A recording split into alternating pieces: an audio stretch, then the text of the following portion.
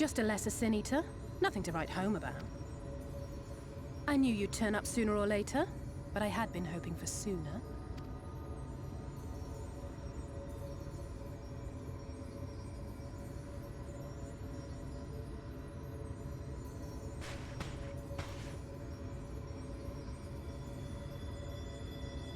How are you?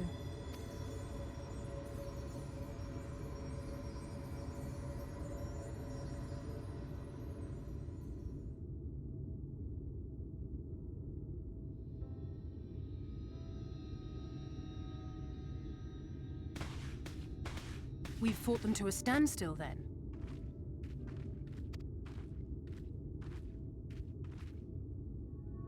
The Exarch did say that the Empire seemed to have drawn back when he last looked in on the source.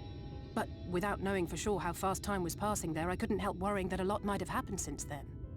I'm heartily relieved to hear that it hasn't, just as Alphonse must have been. As you can imagine, both he and Urianger were desperate to hear the news from home when I arrived. I haven't actually seen Thancred and Y'shtola yet, but they will have heard all the latest developments from the Exarch by now, or should have at least.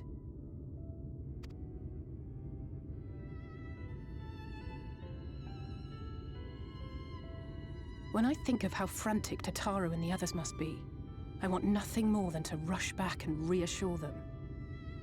But we still haven't found a way to reverse the summoning, and even if we had, we couldn't just ignore Urianger's vision. He may use 10 words where one would suffice, and they may often obscure as much as they reveal. But on this matter, he was as clear as day. I do not doubt for one moment that he saw what he claims. Nor how difficult it must have been to speak about them. The 8th Umbral Calamity and your death aren't exactly topics for idle conversation. As much as I might want to go home, I don't want to go home to that. We can't allow the rejoining to happen, which means we have to save the first from the Sin Eaters.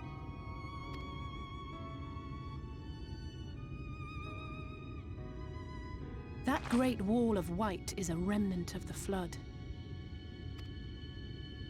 100 years ago, the balance in the first tipped decisively in favor of light. From that moment, it rose and swelled with each passing day, and then, without warning, it burst forth like water from a broken dam. A colossal wave of pure light, drowning everything in its wake. Only Norvrant was spared. For the most part, living things are composed of ether of various different aspects. But when exposed to such a flood, their etheric harmony is shattered, and their natural form breaks down. Then they either perish, or are warped into mindless abominations.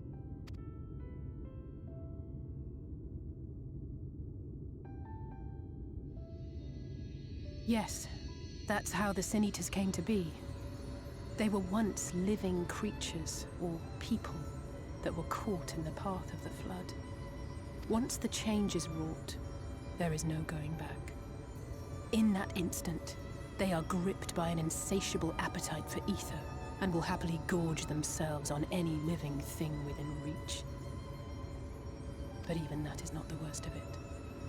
The stronger Sin Eaters can plant light in us, like seeds in soil, corrupting our ether, and triggering the birth of new monstrosities.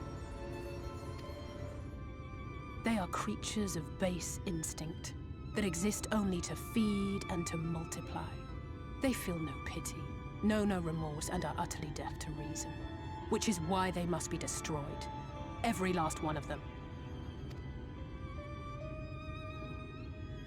The infirmary is full of the Sin Eaters' victims, left here to spend their final hours waiting for the change to overtake them.